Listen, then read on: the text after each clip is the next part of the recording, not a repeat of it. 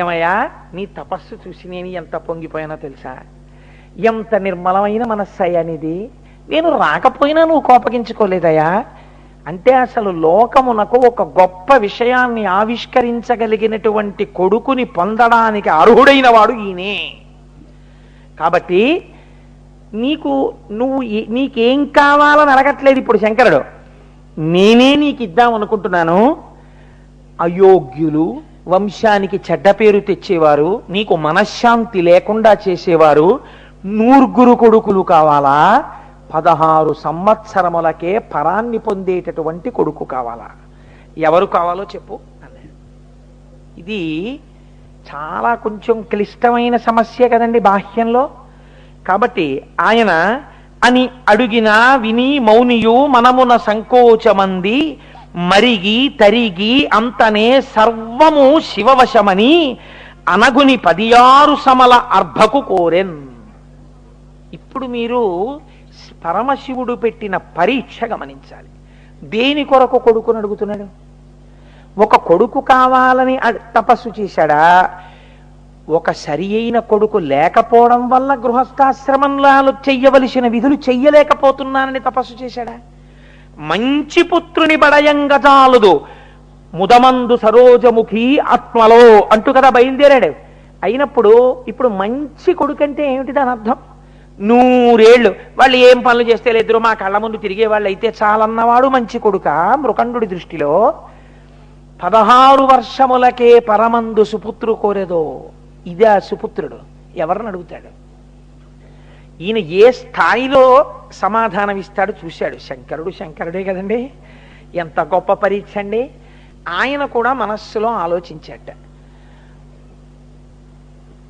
ఒక్క దుష్టుడైన కొడుకు పుట్టి చేయరాని పనులు చేశాడనుకోండి, పైన ఉన్న వాళ్ళు కూడా కింద పడిపోతారు అధోలోకాల్లోకి. కాబట్టి ఒక మంచి కొడుకునే అడుగుదాం. నేను ఎందుకు కోరుకున్నాను? పితృరుణం నుంచి విముక్తున్నవడానికి. మళ్ళీ వాళ్ళను కూడా పడగొట్టే కొడుకు నాకెందుకు? ఆ పైన 16 వర్షములకే పరమందు సుపుత్రు కోరెదో అన్నవాడెవడున్నాడో వాడు తలుచుకుంటే ఎందుకు మళ్ళీ మార్చి ఏదైనా చెయ్యలేడు? ఇది ఇచ్చినవాడు అది ఇవ్వడా తర్వాతని ఏమిటి నమ్మకం? వాణ్ణి నమ్మి యోగ్యతని కోరుతాను తప్ప వాణ్ణి వదిలి నా ప్రజ్ఞతో ఆలోచించి 100 ఏళ్ళు ఉండే తప్పుడు కొడుకుల్ని నేను అడగను అనుకున్నట్ట. ఇప్పుడు పూనిక మళ్ళీ ఎవరి మీదకే వెళ్ళింది? ఆయన మీదే పెట్టాడు పూనిక. అంటే అసలు మార్కండేయ మహర్షి పుట్టక పూర్వమే శంకరుడి మీద నమ్మకంతో వాళ్ళు అటువంటి కొడుకుని అడిగారు. కాబట్టి ఆయన అన్నాడు, ఈశ్వర నాకు 16 వర్షములకే పరమందు సుపుత్రు కోరెదో అని అడిగావు కదా, అట్లాంటి కొడుకునే ప్రసాదించు అన్నాడు. కానీ ఈ మాటలు అడిగిన తరువాత మరుద్వతి మాత్రం కొంచెం చిన్నబుచ్చుకుందట. ఎందుచేత? తల్లి ప్రేగే కదండి. పిల్లలు లేకపోవడం ఎంత కష్టమో, పుట్టినటువంటి పిల్లాడు చాలా యోగ్యుడై 16 ఏళ్లే బతుకుతాడని తిరగడం మరీ కష్టం. ఎందుకని? ఇప్పుడు పుత్రశోకాన్ని భరించవలసి వస్తుంది తర్వాత. కాబట్టి ఇప్పుడు అది తలుచుకోగానే ఆవిడ చాలా బెంగ పెట్టుకుందిట. బెంగ పెట్టుకున్నట్టుగా చూసిందిట. ఏమిటండి పరీక్ష అన్నట్టు. అంటే మృకండు అన్నట్ట భార్యతో, ఎప్పటి మేలప్పుడే శివుడి ఎప్పుడును కలడు మనకు ఇందుముఖి నీవప్పటి మాట తలంపకు ముప్పడును తోడుపడెడు అఖిలేశుడుగిన్. నువ్వు దేనికి బాధపడుతున్నావు? ఈ పిల్లాడికి 16 ఏళ్ళు వచ్చినప్పుడు జరగబోయే విషయం ఏదో ఉందని కదా నువ్వు బెంగెట్టుకుంటున్నావు. ఈశ్వరుడు ఎప్పుడూ ఉండేవాడా కాడా? ఈ పిల్లాడికి 16 ఏళ్ళు వస్తాయేమో కానీ వీడి వృద్ధిని వాడు చూస్తున్నాడు. వీడి కోసం మనం ఏడిచేట్టు వాడు చేస్తాడని నువ్వు అనుకుంటున్నావా? అప్పటికి ఎలా సాయపడాలో అప్పటికి అలా వాడు సాయపడతాడు. నీకెందుకు బెంగ? సాయపడేవాడు వాడుండగా ఎవడు నీకు బిడ్డల్నిచ్చాడో వాడే నీకు మళ్ళీ పుత్ర సంతానానికి ఆయుర్దాయం కూడా ఇస్తాడు. అంతేకాని ఇచ్చేవాడు లేడన్నప్పుడు ఏడవాలి. ఇచ్చేవాడు ఉన్నాడని లోకంలో నీకు పూనిక ఉన్న తర్వాత నువ్వు ఎందుకు ఏడుస్తావు? ఏడవకు. అప్పుడు ఆ కష్టం వచ్చే వేళకి మళ్ళీ వీడే వచ్చి రక్షిస్తాడు. సరేనా? బెంగెట్టుకోకరా అన్నాడు. అబ్బో ఈ మాట ఏదో చాలా బాగుందండో. ఇదండి పూనికంటే, ఇది భక్తి అంటే. చూసారా?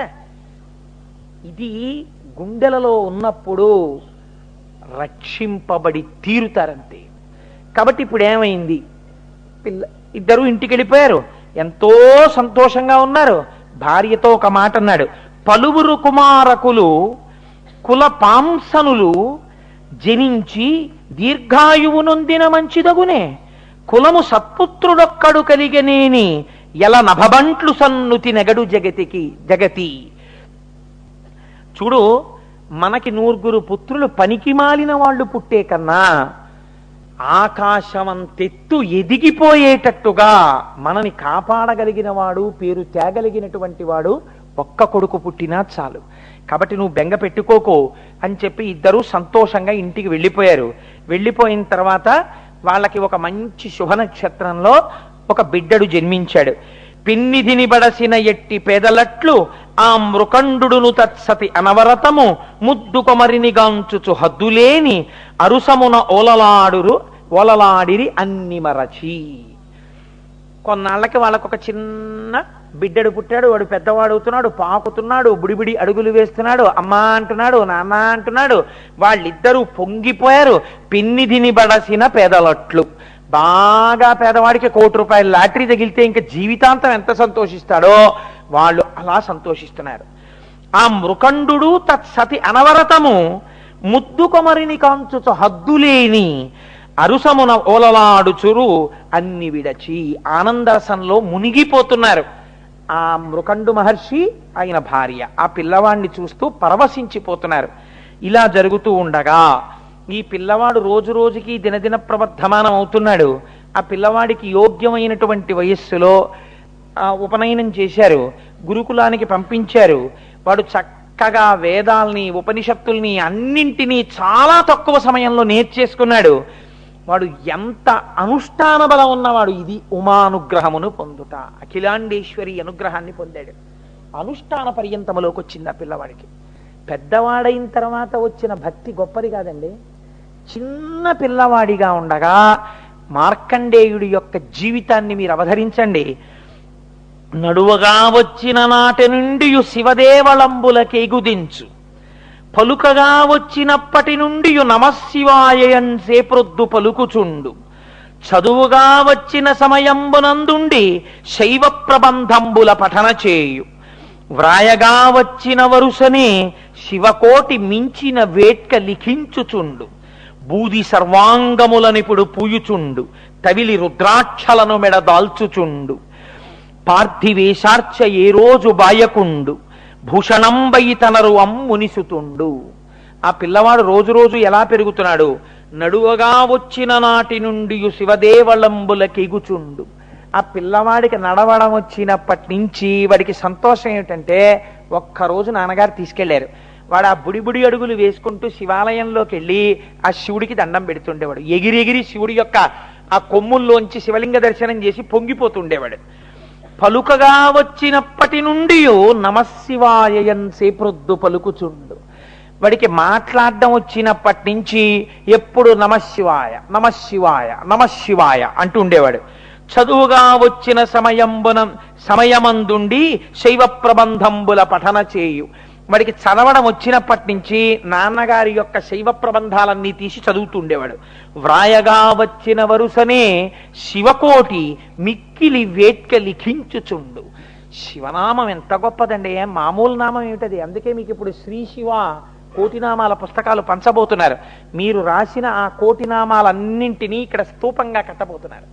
కాబట్టి దానికి ఒక మహానుభావుడు మోహన్ రావు అనుకుంటాను ముందుకొచ్చి ఆ శ్రీ శివ నామాలతో శివకోటి పుస్తకాలు వేస్తున్నారు. చదువుకోవడం వినడంతో సరిపోదుగా, చెయ్యాలి. కాబట్టి నేను శివకోటి నామాలు ఇస్తానండి, రోజుకొక పేజీ రాసి మళ్ళీ మనం ఒక ఉత్సవం చేసి మళ్ళీ శివుడి గురించో 3 రోజులు సభ చేసి స్తూపంలో ఈ శివకోటి పుస్తకాలన్నీ వేద్దామన్నారు. కాబట్టి చూడండి, ఆయన వ్రాయగా వచ్చిన వరుసనే శివకోటి మించిన వేట్క లిఖించుతుండు. వ్రాయడం వచ్చినప్పటి నుంచి రోజు శ్రీ శివ శ్రీ శివ శ్రీ శివ అని శివకోటి రాసేవట్ట. బూది సర్వాంగములనిపుడు పూయుచుండు, విభూతిని ఒంటి నిండా అన్యవయవాలకి రాసుకునేవాడు. తవిలి రుద్రాక్షలను మెడ తాల్చుచుండు, రుద్రాక్షలని మెడ నిండా వేసుకునేవాడు. పార్థివేశార్చ ఏనాడు బాయకుండు, ఏ రోజున పార్థివలింగానికి పూజ చెయ్యకుండా ఉండేవాడు కాదు.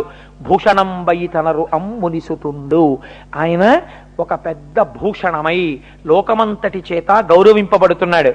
ఇలా ఉంటూ వేదములంతదంగముల వేగని నేర్చి శివాగమంబుల ఆదరమొప్పగా చదివి ఆరసి దర్శన జాలమంతయున్మీదట శైవతత్వమును మేల్మినిరింగి శివుండె సర్వసంపాదకుడంచులో తెలిసి పాయక కొల్చుచునుండె శంకరున్.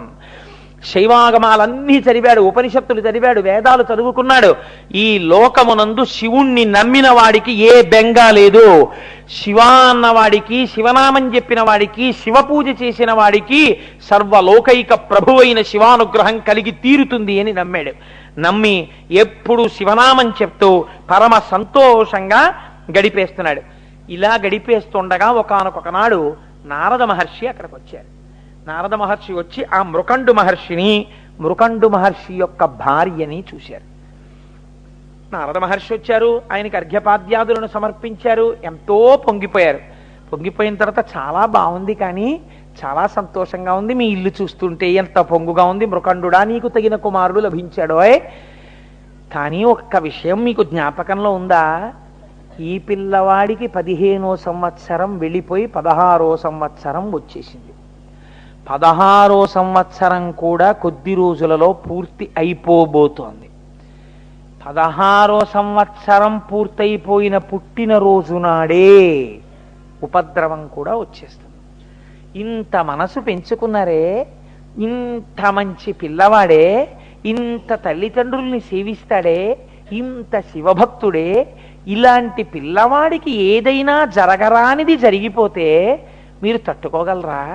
ఈ పిల్లవాడి ఆయుర్దాయం అయిపోతోంది కదా అని నారదుడు ఈ మాట చెప్పగానే మొట్టమొదట భూమి మీద పడిపోయి ఆవు దూడ కనపడకపోతే అంబారావం చేస్తూ పరిగెత్తినట్టు పిల్లాన్ని తలుచుకుని మార్కండేయ అని పిలుస్తూ ఆడుకుంటున్న పిల్లాడి దగ్గరికి పరిగెత్తి నేల మీద పడి పొర్లుతూ గుండెలు బాదుకుని మరుద్వతి ఏడుస్తోందట.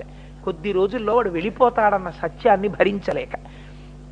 ఇంత తపోనిష్టాగరిష్ఠుడైనటువంటి మృకండు కూడా ఆ దుఃఖం మూర్చుకోలేక కింద పడి దొల్లి ఏడుస్తున్నాడు. ఇంతలో మార్కండేయుడు గబగబా లోపలికి వచ్చాడు. 16 సంవత్సరముల పిల్లవాడు. ఆయన అన్నాడు, ఎందుకు ఏడుస్తున్నారు మీరు అని అడిగాడు.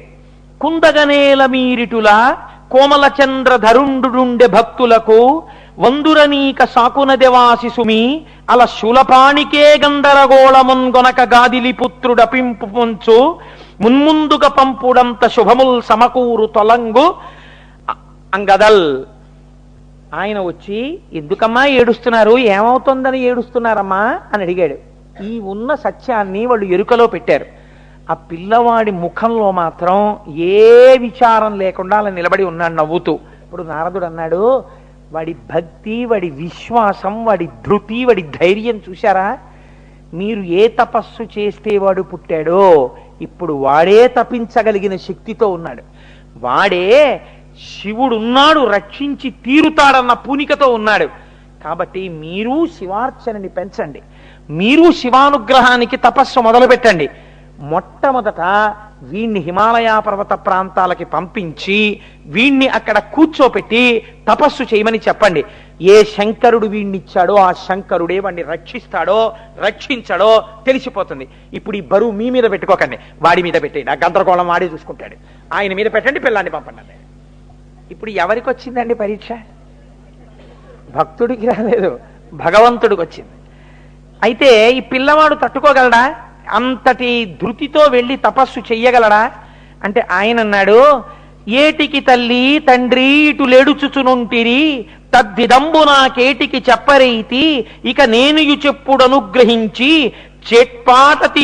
చెట్పాతదియేయో దానిని దృఢంబుగా బాపి సుఖంబు కూర్తూ ఆరాటము బాయుడి మనకు రాజకిరీటి కలండు తోడుగన్. అసలు ఈ విషయం నాకు ఎందుకు చెప్పలేదు నాన్నగారండి? దీన్ని దాచిపెట్టి మీరు ఇన్నాళ్ళ నుంచి గుండెల్లో కుంపట ఎందుకు పెట్టుకున్నారు? ఏమిటి నాన్నగారు భలేవారు, రాజకిరీటి మనకి పరమశివుడు ఉన్నాడండి. నన్ను చంపడమే తరమే యమధర్మరాజుకి నా ప్రాణాలు తీయడం. ఆయన ఉండగా నాకేమిటి బెంగ నాన్నగారు? మీరు అనుమతించండి, మీ పాదాలకు నమస్కరిస్తున్నాను. ఆయుష్మాన్ భవ, విజయోస్తు, శుభం భూ. కిరీటుడున్నాడు, బెంగ పెట్టుకోకండి, ఇదిగో నేను ఇప్పుడే బయలుదేరి వెడుతున్నాను, మీరు నాకు దీర్ఘాయుష్మంతుడనవాలని ఆశీర్వంచడం చెయ్యండి అని చెప్పి ఆయన బయలుదేరి వెళ్ళడానికి ఇంతకి గొప్ప చేసి ఇటులెంతయునున్ విలపింప చెల్లునే అంతయు చక్కనయ్య విడనాడు దైన్యము మన్యువేగమున్ శ్రాంతిని చెందుడిపుడే అల శంకరు గూర్చి తపింపపోయదన్ చింతల తీర్చి అఘనుడు సిద్ధి నొసంగు నొసంగు సౌఖ్యముల్. ఆ శంకరుడు గురించి తపస్సు చేస్తాను, ఆ మహానుభావుడు నాకు సిద్ధినిస్తాడు, సమస్తమైనటువంటి భోగాల్నిస్తాడు, ఐశ్వర్యాన్ని ఇస్తాడు, ఆయుర్దాయాన్ని ఇస్తాడు. మీరు బెంగ పెట్టుకోకండి నాన్నగారండి, మీరు కూడా శివారాధన చేయండి అని చెప్పి ఆ పిల్లవాడు వెళ్ళిపోయాడు. వెళ్ళిపోయి హిమాలయ పర్వత ప్రాంతమునందు ఒక శివలింగాన్ని తయారు చేసి దానికి ఒక చిన్న దేవాలయం లాంటిది ఒకటి నిర్మాణం చేసుకొని ఇట్లు దీవింపవారంత నెలమి చెంది మునికుమారుడు అవనికి జననికి జనకునకును మృక్కులనొనర్చి శుభలగ్నమున ప్రయాణమును ఒనర్చి హిమాచలంబునకు చనియే. ఆ హిమాలయ పర్వతాల దగ్గరికి వెళ్ళి దేవాలయం కట్టుకుని అక్కడ కూర్చుని ఆయన తపస్సు మొదలుపెట్టాడు. అద్భుతమైనటువంటి తపస్సు చేస్తూ 3 వేళలా శివలింగాన్ని ఆరాధన చేస్తూ శతరిద్రియాన్ని పారాయణ చేస్తూ ఎప్పుడూ శివలింగాన్నే నమ్మి ఆయన శంకరుడే ఇప్పుడు ఈ లింగ రూపమునందున్నాడు అని ఆ ఆరాధన చేస్తుండగా ఆయన ప్రాణములను ఉగ్గడించవలసినటువంటి సమయం ఆసన్నమైపోయింది. అక్కడ యమలోకంలో యమధర్మరాజు గారు దూతల్ని పిలిచారు. పిలిచి కాలుండుగ్రతరాత్ముడై అడరి మార్కండేయు హింసింపన భీలాకారుల ఆత్మదూతల కడున్ భీష్మక్రియాధుర్యులన్ వైళంబారసి పంపవారలు మహావష్టంభమేపారగా బ్రూలేయాద్రి తటిన్ వసించు మునిరాడ్బాలున్ వడించెరుడున్. దూతల్ని పిలిచి ఆ పిల్లవాడికి ఆయుర్దాయం అయిపోతుంది, మీరు వెంటనే పాశములు పట్టుకుని ఆ ప్రాంతాన్ని చేరండి, చేరి మార్కండేయుడి యొక్క ఆయుర్దాయాన్ని ఆ పాశముల చేత తీసి పట్టుకుని మళ్ళీ ఈ లోకాన్ని చేరండి అన్నాడు. ఆ దూతలు అక్కడికి వెళ్ళారు. ప్రాణోత్క్రమణము కావలసిన సమయం ఆసన్నమైంది. వాళ్ళు చిన్న దేవాలయం లాంటిది ఒకటి నిర్మాణం చేసుకుని అందులో కదండి ఒక ఏదో ఆకులతో కట్టుకున్నాడు ఆయన. లోపల శివలింగం దగ్గర కూర్చుని తదేక ధ్యానంతో శివారాధనం చేస్తున్నాడు. ఈ శివారాధనం చేస్తున్నటువంటి సమయంలో ఈ వచ్చినటువంటి యమదూతలు ఆయన మీద పాశం వెయ్యడం కోసమని ఒక్కసారి తొంగి లోపలికి చూశారు ఎక్కడున్నాడు అని. చూసి యముని దూతలు కాంచి సంయమి కుమారుడించుక చెలింపకాత్మ మహేశునందె తిరముగా నుంచి పూజ నంబురువు మీర సల్పుచుండగా వారలా చందమెరిగి లోపలికి చూసేటప్పటికీ అసలు ఏ విధమైనటువంటి కదలిక లేకుండా అలా పరమశివుడి మీద ధ్యానం పెట్టుకుని అదే పనిగా శంకరుణ్ణి ఆరాధన చేస్తూ మనస్సు పరమశివుని యందు లగ్నమైపోయినటువంటి ఆ పిల్లవాని వంక చూసేసరికి వాళ్ళకొక గొప్ప తేజస్సు కనపడినట్టుగా అయింది. వాళ్ళకి భయం వేసింది పాశం విసరడానికి. భయం వేసింది. వాళ్ళు ఆ దేవాలయములా ఉన్నదాని లోపలికి వెళ్ళలేకపోయారు. అడుగు వేయడానికి భయం వేసి సృష్టిలోనే ఒక ఆశ్చర్యకరమైన సంఘటన జరిగింది.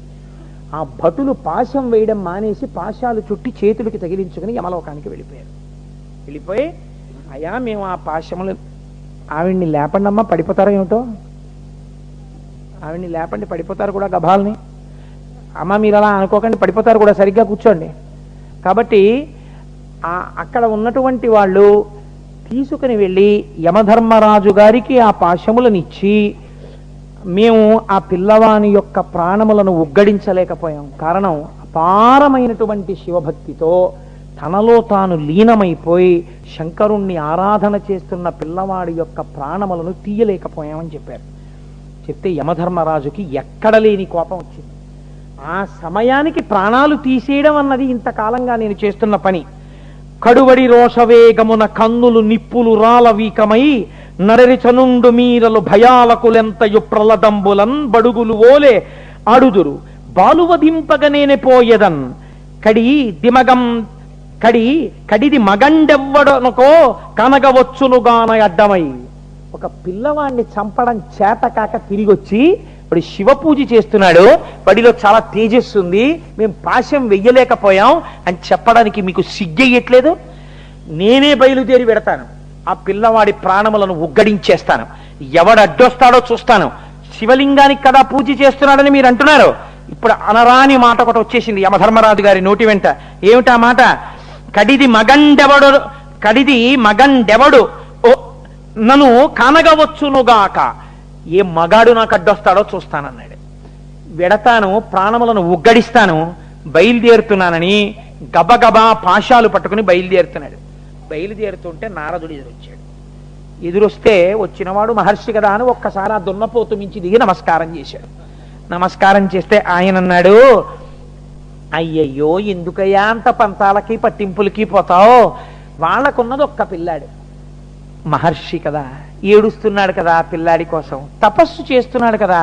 అందులో ఇప్పుడు వాడు ఎంత పూనికతో ఉన్నాడో తెలుసా పరమశివుడి మీద? వాడు మహేశ్వరార్చన ఎందు మగ్నమైపోయిన మనస్సుతో ఉన్నాడు. నువ్వు కూడా కొంచెం ఆలోచించు. ఇలాంటి పరిస్థితులలో వెళ్ళి నువ్వు పాశం వేస్తే లేనిపోని ఉపద్రవాలు వస్తాయేమో.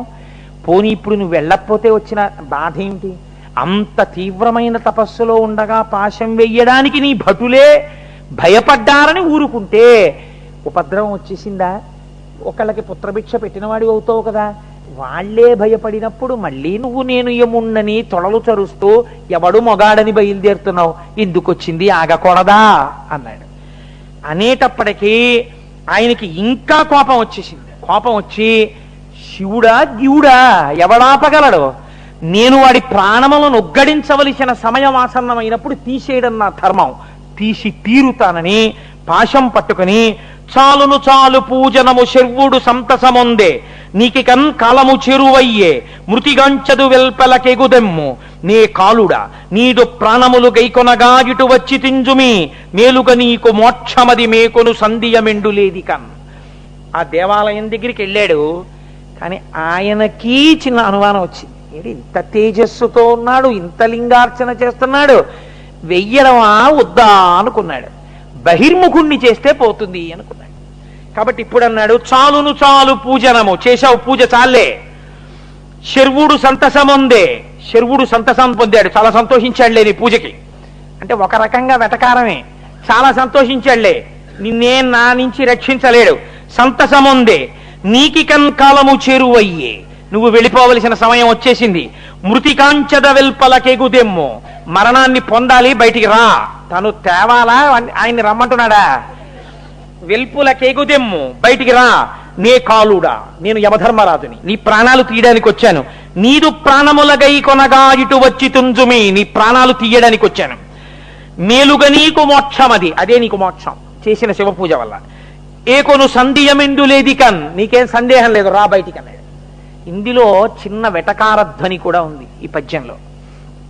ఈ మాటలంటే మార్కండేయుట అనినన్ బాలకుడంతకున్ కని రవంతైనన్ భయం బొందక ఇట్లనియన్ భానుజా నే మహేశ్వరుని పుడమిని అర్పించుచున్నవాడ అయ్యనగుండాఢ్యుడు సర్వలోక విభుడాహ్లాదంబునన్ను సాకును నా జీవితము హరింపదరమే ఒక్కో నీకు పోపొమ్మికన్ అన్నాడు. ఆయన అన్నాడు, ఓరి పిచ్చివాడా, నీకు కూడా ప్రభువెవడో వాణ్ణి నేను ఆరాధన చేస్తున్నాను. ఇప్పుడు నేను వాణ్ణి ఎందుకు ఆరాధన చేస్తున్నానో తెలుసా? ఈ శరీరముతో ఉండిపోవాలని కోరిన వారు రాక్షసులు. నేను ఈ శరీరంతో ఉండిపోవాలని కాదు, నా తల్లిదండ్రుల యొక్క కోరిక తీర్చడానికి ఈ శరీరంలో ఉండాలనుకుంటున్నాను, వాళ్ళ ముందు తిరుగాడాలనుకుంటున్నాను కొంతకాలం. నేను అలా ఉండేటట్టు చెయ్యమని నేను వాడిని ప్రార్థన చేస్తున్నాను. వాడు సర్వలోక విభుండు, వాడు నీకు ప్రభువు నాకు ప్రభువు. నేను వాడి ఆరాధన చేస్తుండగా నాకు ఫలితము వాడివ్వాలి తప్ప నువ్వెవడివిరా ఫలితం ఇవ్వడానికి? నువ్వెవడివి నా ప్రాణాలు తీయడానికి? నీ తరమే నేను మహేశ్వర పూజ చేస్తుంటే తీయడం? తీని దమ్ముంటే అన్నాడు ఆయన. ఎక్కడ లేని కోపం వచ్చేసింది యమధర్మరాజు గారికి. ఏటికిటిల్ ప్రగల్భములనెంతయు గర్వము మీరనాడగా మేటితనంబే శంకరుడు మిన్నగ కన్పడయ్యనే ఇకన్ మాటలు వేయునేలా నన్ను మంపగలండు శివుండు నీవికన్ మోటుతనంబు పట్పడక ముందరి పాటు తలంచుకొన్మెదన్. నేను ఎంత చెప్పినా వింటలేదు, శివుడు నిన్ను రక్షిస్తాడు రక్షిస్తాడు రక్షిస్తాడు అనుకుంటున్నావు పిల్లవాడా, నువ్వు ఆ మూఢ స్వభావాన్ని విడిచిపెట్టి రా అనినా కడున్ కడున్ కినుకనంది మహాద్భుత దారుణ ధనిన్ వనరిన చూడు చూడుమిదే పొంక మనంగ సురంగ ప్రాణముల్ మునిసుత అంచు దేహాలికి ముందట నుండి కరాల పాశమున్ కొని శిశుకంధరున్ వైచి కొంకగ లాగదొడంగెనత్తరిన్. గబగబా లోపలికి వెళ్ళి ఆ పిల్లవాడి ఎదురుగుండా నిలబడి తనని చూసి భయపడాలని ఒక భయంకరమైనటువంటి శబ్దాన్ని చేసి చేతిలో మిరిసిపోతున్నటువంటి ఆ యమపాశాన్ని పైకి తీసి విసిరి ఆ పిల్లవాడి మెడకి వేసి లాగుతున్నాడు. లాగుతుంటే ఆ ఉరి బిగుసుకుంటోంది ఆ కంఠానికి. ఆ కంఠానికి బిగుసుకుంటుంటే ఆయన భయపడడం మానేసి అప్పుడు చేశాడండి మహానుభావుడు. ఆయన అన్నాడు, ఒక పక్క కంఠానికి ఒరుసుకుంటుంటే యమపాశం భయపడకుండా శివలింగాన్ని కౌగిలించుకున్నాడు. ఇక్కడే చాలా ఆశ్చర్యకరమైన సంఘటన జరిగింది. ఆయన అన్నాడు, చంద్రశేఖర చంద్రశేఖర చంద్రశేఖర పాహిమాం, చంద్రశేఖర చంద్రశేఖర చంద్రశేఖర రక్షమాం, రత్నసానుశరాసనం రజతాద్రిశృంగనికేతనం, సింజనీకృత పన్నగేశ్వరమచ్యుతానలసాయకం, క్షిప్రదగ్ధపురత్రయం త్రిదివాలయైరభివందితం, చంద్రశేఖరమాశ్రయే మమ కింకరిష్యతి వై యమః అన్నాడు. రత్నసానుశరాసనం రజతాద్రిశృంగనికేతనం, సింజనీకృత పన్నగేశ్వరమచ్యుతానలసాయకం. నా తండ్రి వెండికొండ మీద నాట్యం చేస్తుంటాడు. సమస్త దేవతలు ఆయన నాట్యంలో తోడ్పడుతుంటారు. సృష్టికర్త, స్థితికర్త, ప్రళయకర్త నా తండ్రి. ఆయన పాదములు నేను పట్టి ఉండగా చంద్రశేఖరమాశ్రయే మమ కింకరిష్యతి వై యమః, ఈ యముడు నన్నేం చేయగలడాయా, నేను చంద్రశేఖరుడి పాదములు పట్టుకున్నాను. పంచపాదప పుష్ప గంధ పదాంబుజద్వయ శోభితం, ఫాలలోచన జాత పావక దగ్ధమన్మద విగ్రహం, భస్మ దిగ్ధ కళేబరం భవనాశనం భవమవ్యయం, చంద్రశేఖరమాశ్రయే మమ కింకరిష్యతి వై యమః. ఒంటి నిండా భస్మాన్ని అలదుకుని తాండవం చేస్తున్నప్పుడు భస్మ రాలుతుండేటటువంటి వాడు మహానుభావుడు, సమస్త దేవతల చేత స్తోత్రము చేయబడేవాడు. ఎవడి పాదముల మీద శిరస్సు ఉంచి నమస్కరిస్తే ఆయన పాదములలోంచి దేవతల చేత, ఋషుల చేత పూజింపబడిన పూల వలన కలిగినటువంటి గొప్ప సువాసనలతో పాటుగా ఆయన పాదముల నుంచి వచ్చేటటువంటి సహజమైనటువంటి సువాసనలు కలిసి కొత్త సువాసనలు ఉద్భవించినవి ముక్కు యొక్క పుటములలోంచి లోపలికి ప్రవేశించి ఆనంద పానము చేత మనస్సు మత్తిక్కిపోతుందో అటువంటి వాడి పాదములను నేను పట్టి ఉండగా కింకరిష్యతి వై యమః, ఈ యముడు నన్నేం చేస్తాడన్నాడు. యక్షరాజసకంభగాక్షహరంభుజంగ విభూషణం, శైలరాజసుతా పరిష్కృత చారువామకళేబరం, క్షేళ నీలగళం పరస్వత ధారిణం మృగధారిణం, చంద్రశేఖరమాశ్రయే మమ కింకరిష్యతి వై యమః. ఈ శ్లోకాన్ని ఆధారం చేసుకుని మార్కండేయ వృత్తాంతమే కొత్త మలుపు తిరిగిపోయింది. ఆయన అన్నాడు, శైలరాజసుతా పరిష్కృత చారువామకళేబరం. ఇంత అట్టహాసం చేస్తున్న యముడు కనబట్టల్లా, కంఠం నొక్కుడు పడుతోంది, భయపట్టల్లా. ఎడమ భాగమునందు ప్రకాశిస్తున్న మా అమ్మ పార్వతీదేవి కనబడుతోందిరా నాకు. సమస్త శక్తి స్వరూపిణి నువ్వు. పాశం వెయ్యడం ఆవిడ అనుగ్రహం, నువ్వు లాగడం ఆవిడ అనుగ్రహం. ఆవిడ చేత సగము శరీరము ఆక్రమింపబడినటువంటి దయాళువు నా తండ్రి.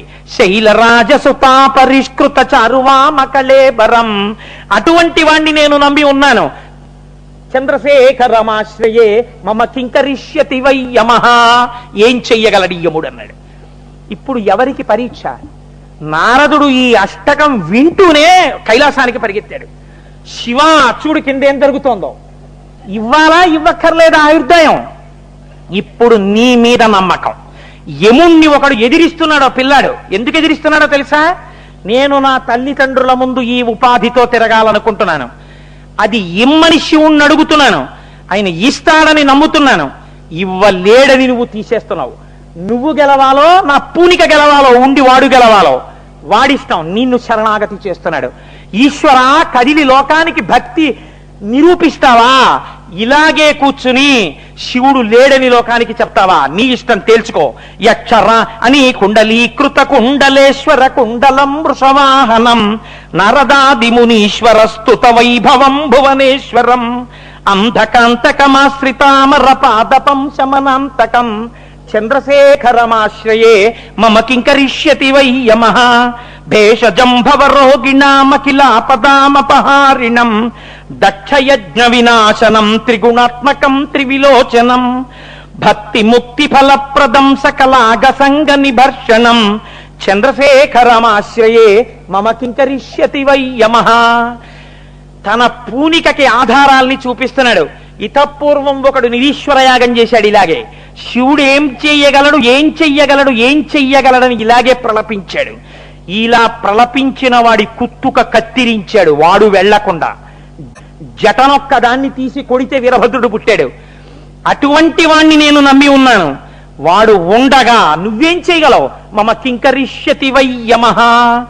ధిక్కరిస్తున్నాడు. భక్తవత్సలమర్చితం నిధిమక్షయం హరిదంబరం సర్వభూతపతిం పరాత్పరమ ప్రమేయమనుత్తమం సోమవారణ భూహుతాశన సోమపానిఖిలాకృతిం చంద్రశేఖరమాశ్రయే మమ కింకరిష్యతి వై యమః. నాకెందుకు కనపడాలని అనుకుంటున్నావా? నీకెందుకు కనపడతాడని అడిగావు కదా. భక్తవత్సలమర్చితం, భక్తుల పాలిట వాత్సల్యం ఉన్నవాడు. ఇది చెయ్యాలని కాదు, నేను నమ్మాను అంతే. వాత్సల్యంతో వచ్చి తీరుతాడు. విశ్వ సృష్టి విధాయినం పునరేవ పాలన తత్పరం సంహరం తమమి ప్రపంచమశేషలోక నివాసినం క్రీడయంతమహర్నిశం గణనాథయూధ సమన్వితం. ఇక్కడ చెప్పేశాడండి అసలు ఫలాన్నంతటిని 8 శ్లోకంలో చెప్పాడు. విశ్వ సృష్టి విధాయినం, ఈ విశ్వమునందున్న యమా నువ్వు. సమస్తాన్ని సృష్టించిన వాడు నా తండ్రి, నిలబెట్టినవాడు ఆయన. చిట్ట చివరికి నిన్ను నన్ను లోకములను లోపలికి తీసుకోగలిగిన వాడు ఆయన. ఆయన ప్రభు, నువ్వు కూడా ఆయన కింకరుడివి. కింకరుడైన నీకు ఆయనని నేను స్తోత్రం చేసుకుంటా నా ప్రాణాలు తీసే అధికారం నీకెక్కడుంది? క్రీడయంతమహర్నిశం గణనాథయూధ సమన్వితం ఆయన సంహరం తమవి ప్రపంచమశేషలోక నివాసినం. ఈ సమస్త ప్రపంచాన్ని సంహరించగలిగిన సమర్థుడు నా తండ్రి. త్రిశూలం పట్టుకుని వచ్చాడా నీ బతుకు బయటపడిపోతుంది. చంద్రశేఖరమాశ్రయే మమ కింకరిష్యతి వై యమః. నువ్వు నన్నేం చేయగలవు అని అడిగాడు. ఇలా అడుగుతూ ఇంకా కంఠం జీరబోతూ అష్టకంలో 8వ శ్లోకం చెప్పి శివలింగాన్ని గట్టిగా కౌగలించుకున్నట్ట. నా తండ్రి పాదాలు పట్టుకుంటున్నానని. ఆ కౌగలించుకోవడంలో కంఠానికి పడిన పాశం శివలింగానికి తగిలింది. అంతే. ఎవరికి కోపం వస్తుంది? తన 5వ తనం. ఒక్కసారి శివలింగం పెటిల్లున పేలిపోయింది. వామార్ధ భాగమునందు పార్వతీదేవితో ఒక్కసారి శంకరుడు ఆవిర్భవించి తన ఎడమకాలి పాదంతో యమధర్మరాజు యొక్క వక్షస్థలం మీద ఒక్క తన్ను తన్నేటప్పటికీ విరుచుకు పడిపోయేటప్పటికి చేతిలో త్రిశూలం పెట్టి ఒక్క పోటు పొడిస్తే యముడు మరణించాడు. మరణిస్తే ఇంతటి మార్కండేయుడు ఇంత భక్తితో ప్రార్థన చేసిన వాడు తెల్లబోయాడు. ఏమి నా స్వామి కారుణ్యము అని ఇక్కడే శాస్త్రకారులు ఎంత పొంగిపోయారో. ఎందుకు ఎడమ పాదం ముందు లేచిందోట తెలుసా అండి? ముందు తంతే దేంతో తంతారు? కుడికాలతో తంతారు. ఎడమ పాదం ఎందుకు లేచిందంటే వామార్ధ భాగమునందు మా అమ్మ ఉంది. ఏరా నువ్వు చేసిన ధూర్తతనానికి నీ పాశం ఆ పిల్లవాడు శివలింగాన్ని కౌగలించుకోవడంలో మా వారికి తగిలింది. ఎంత అపచారం చేశావు నువ్వు. కాబట్టి ముందు ఎగిరిపోయేట్టు తన్నింది, ఎడం పాదం తన్నింది అమ్మవారు. కింద పడిపోగానే త్రిశూలపు హత్య అప్పుడు తగిలింది. లోకాన్ని చంపే యముడు చచ్చిపోయాడు. శంకరాచార్యులు వారు అన్నారు శివానంద లహరిలో, వక్షస్థాడనమంతకస్య కఠినాపస్మార సంవర్ధనం భూభృత్ పర్యటనం నమత్సురశిర కోటీర సంఘర్షణం కర్మేదం మృదులస్య తావక పదద్వంద్వస్య గౌరీపతే మచ్చేతో మణిపాదుకా విహరణం శంభో సదాంగీకురు అన్నారు. స్వామి, ఆనాడు యమధర్మరాజు గారి వక్షస్థలం మీద నీ పాదాన్ని ఎత్తిపెట్టి తన్నినప్పుడు ఆ పాదం ఎంత కందిపోయిందో. ఆ శ్రీశైల క్షేత్రంలో ఎక్కడ చూసినా ఓషరలు, రాళ్ళు, ముళ్ళు, పొదలు దాని మీద తిరుగుతుంటావు కదా, నీ పాదాలు ఎంత సొక్కిపోయాయో. ఒక్క 2 మణిపాదుకలు ఇస్తాను, వేసుకో తండ్రి, నా మనస్సన్న మణిపాదుకలు ఇస్తాను, అవి తొడుక్కో అన్నారు. అవకాశం దొరికితే చాలు తన మనస్సు తీసుకెళ్ళి అక్కడ పెట్టేస్తుంటారు శంకరాచార్యుల వారు మన కోసమని. ఆ శ్లోకం మన్ని రోజు ఇంట్లో ఆ శ్లోకాలు చదువుకుంటే అండి, అందుకే దీనికి ఫలశ్రుతి ఏం చెప్తారో తెలుసా అండి? పరమశివుడు చెప్పాడు సాక్షాత్తుగా. సరే ఎలాగో వస్తుంది కదా, మీరు అక్కడ విందురు గాని పరమశివుడు వచ్చి యమధర్మరాజు గారిని చంపేస్తే మునితను జన్ముఖ కంఠమున మొక్కులుడై యముడేసినట్టి యఘనమగు కాలపాశమది గంటగతంబయి కాను పట్ట అంతనే ప్రణిమోత బెట్టడర దారుణ రోషపరీత చిత్తుడై అనువుగ లింగ మధ్యమున అద్భుత రీచిగతోచి యుద్ధతిన్. ఆ వచ్చినటువంటి శివుడు రుద్రుడై యమధర్మరాజు గారిని సంహరించాడు. సంహరించిన తరువాత అప్పుడు మహానుభావుడు మార్కండేయుడు వంక ప్రసన్నుడై చూశాడు. ఎంత నమ్మకంతో చేశావురా అయ్యా పూజ, ఎంత ధైర్యంతో చేశావురా పూజ, ఎంత విశ్వాసం రా నీకు, నీ ప్రాణం పోతుందని తెలిసినా వాడుండగా నేను చావనన్నావంతే.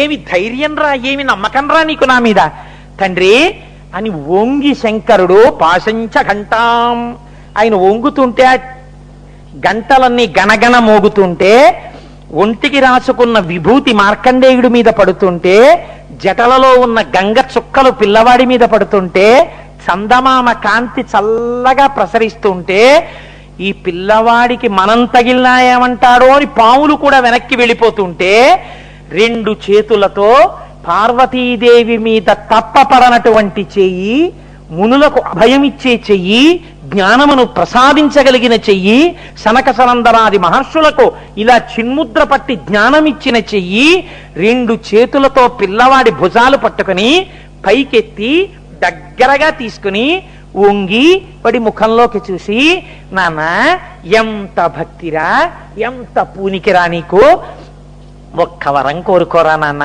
నువ్వు కోరుకోకపోతే నా మనసొప్పదురా, ఏదైనా అడుగు అన్నాడు. ఎవరు పొందారండి భాగ్యాన్ని?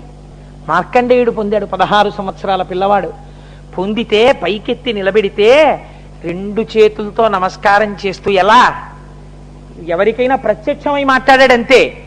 ఇలా శివుడు 2 చేతులతో పట్టుకుని ఉంటే అమ్మవారు చూడండి, ఎవరైనా మంచి పిల్లాడు కనపడితే కన్న తల్లి హృదయం ఆ పిల్లల్ని గబగబా దగ్గరికి తెచ్చేసుకుంటారు.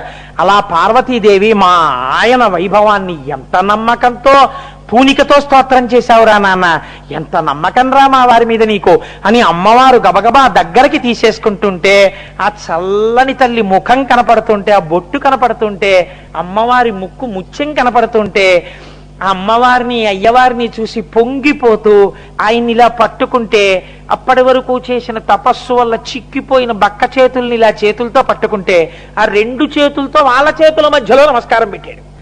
పెట్టన్నాడు, ఈశ్వరా నన్నింత గౌరవించారే, ఇంత నన్ను పెద్దవాణ్ణి చేశారే, నా మీద ఇంత కారుణ్యం చూపించారే, నేను ఏ కోరిక కోరను, ఒక్క కోరిక కోరుతాను, పాపం తెలియక పొరపాటు చేశాడు, ఆయన్ని బతికించండి అన్నాడు. అనేటప్పటికీ అప్పుడు శంకరుడు మళ్ళీ ఒక్కసారి ప్రసన్నుడై చూశాడు. ప్రాణాలు పోయిన యమధర్మరాజు గారు మళ్ళీ లేచాడు. మళ్ళీ లేచి గభాలను లేచి, ఇప్పుడు శివుడో గివుడో ఏ మగవాడో ఇది పోయింది, పోయి గభాలను 2 చేతులు ఎత్తి నమస్కరించి ఒక మంచి ప్రశ్న ఒకటి వేశాడండి. లోకానికి పనికొచ్చే ప్రశ్న, చాలా చాలా గొప్ప ప్రశ్న. యమధర్మరాజు గారిని తక్కువ చేసి భావించకూడదండోయ్, మహానుభావుడు ఆయన. ఆయనంత ధర్మతత్పరత ఉన్నవాడు లోకంలో ఉండడు. కాబట్టి ఆయన అన్నాడు, దేవరా 16 లీవడుగున ఆయువటంచు వచించుట ఎరసియేను పాశమును వేసితి మునిబాలునిపై తలపునకు రాదు నాకు నా తప్పిదంబు. నువ్వు ఏమన్నా వరం ఇచ్చినప్పుడు 16 వర్షములకే పరమందు సుపుత్రు కోరెదో అన్నావు కదా, అప్పుడు నేను విన్నాను ఎంత ఆయుర్దాయం ఈ పిల్లాడికి అని. ఎందుకని? సృష్టిలోంచి వస్తున్నవాడు కాదు, నీ వరంతో వస్తున్నవాడు కదా, ఎన్నాళ్ళు ఉంచుదాం అనుకున్నాడు ఈశ్వరుడు అని విన్నాను. 16 అని నాకు వినపడింది. కాబట్టి 16 ఏళ్ళు అయ్యాక వచ్చాను. ఏమిటి నా తప్పు, నేను చేసిన దోషం ఏమిటి, ఎందుకు అలా నన్ను చంపేశావు త్రిశూలం పెట్టి, ఎందుకు అలా ఎడంపాదంతో తన్నేశావు నన్ను, నేనేమైనా దోషం చేశానా తండ్రి చెప్పన్నాడు. ఎంత నిజాయితీతో కూడిన ప్రశ్న అండి అది. అడిగితే శివుడు ఒక మందహాసం చేసి అన్నట్ట, నా హృదయం నీకు అర్థం కాకపోవడమే నీ దోషం, నేనేమని ఇచ్చానో తెలుసా వరం, అలా అడిగినా వెంటనే ఒప్పుకుంటాడు కాబట్టి, అంత గొప్ప సంకల్ప బలం, అంత హృదయ శుద్ధి ఉన్నవాడు కాబట్టే మృకండు మహర్షికి నేను ఇచ్చిన వరం వేరు. ఏమిటో తెలుసా? ఎప్పటికి 16 ఏండ్లు ఎలా వయస్సుతోడ ఒప్పెడువా అని వాడి మీర ఇచ్చితి దాని విప్పుడు నీవు ఎరుగక ఇట్టులారడికి ఒడిగట్టితివైన చనుము. ఎప్పుడూ 16 ఏళ్ల వయస్సు ఉండిపోయే పిల్లాన్ని నిశ్చయవనం ఇచ్చాను వాళ్ళకి నేను. నువ్వు 16 ఏళ్ళే అని అర్థం చేసుకున్నావు, అర్థం చేసుకుని వచ్చావు. వాడు పూనికతో కూర్చున్నాడు. పోనీ అప్పుడైనా ఓ నమస్కారం చేసి కనుక్కోనే ప్రయత్నం చేశావా? అందుకుని ఇలా జరిగింది. ఏం బెంగలేదు, వెళ్ళు అన్నాడు. వెళ్ళి రా అనకూడదా, వెళ్ళు అన్నాడు. అనేటప్పటికీ ఆ స్వామి మీ హృదయం నాకు అర్థమైంది అని యమధర్మరాజు గారు వెళ్ళిపోయారు. ఇప్పుడు పరమశివుడు అన్నట్ట, పార్వతీదేవండి పొంగిపోయిందిట వాడిని చూసి, పిల్లవాడిని మార్కండేయండి. అబ్బబ్బబ్బబ్బబ్బా ఏమి భక్తి అండి మీ మీద. ఆవిడ విచిత్రం ఏంటంటే ఆవిడికి ఆయన్ని ఏమైనా అంటే ఆవిడికి సంతోషం. ఏమండి ఏం అష్టకం చేశాడండి, ఏమి చంద్రశేఖరాష్టకం చేశాడండి పిల్లవాడు, కాబట్టి వీడికి అలా మీరు ఇంటికి పంపించేస్తే నేను ఒప్పుకోను, మంచి వరం ఇచ్చేయండి అండి. ఆయన అన్నాడు, ఈ లోకములన్నీ ఎప్పుడు ప్రళయ సముద్రంలో మునిగిపోతాయో, ఎప్పుడు వటపత్రశాయి తన బొటనవేలిని నోటిలో పెట్టుకుని చీకుతూ ఒక మర్యాకు మీద పడుకుంటాడో, అప్పటి వరకు చిరంజీవివై మార్కండేయాయుషు అన్న పేరుతో ఈ లయమంతటినీ కూడా చూస్తుండేటటువంటి వాడివై, లోకములన్నీ లయమైపోతే ఈ వటపత్రశాయిని చూస్తూ నిలబడిపోగలిగినటువంటి చిరంజీవిత్వంతో కూడిన మార్కండేయాయుష్ అనేటటువంటి కొత్త ఆయుష్ని సృష్టించి నీకు ఇచ్చేస్తున్నానన్నాడు. అందుకే మన వాళ్ళు పిల్లలకి నీళ్లు పోస్తే పూర్వం తొడల మీద పడుకోబెట్టుకుని ఆడవాళ్ళు, నాన్న నీకు మార్కండేయాయుష్రా అనేవారు. అలా రోజు అంటూ నీళ్లు పోస్తే ఆ ఆశీర్వచనం నిజమవుతుంది అని.